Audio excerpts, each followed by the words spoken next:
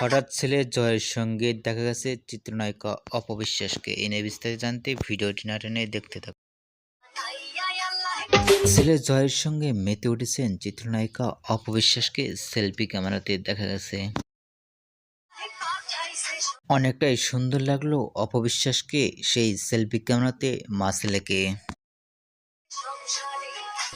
এরকম লুকে কখনো দেখা যায়নি চিত্রনায়িকা অপবিশ্বাসকে সেলফি ক্যামেরাতে। লুক ও গেটআপে অনেকটাই সুন্দর লাগছে অপবিশ্বাসকে এরকম লুকে। দুটি মুহূর্তের মধ্যে সোশ্যাল মিডিয়ায় ভাইরাল হয়ে পড়ছে নেট দুনিয়ায়।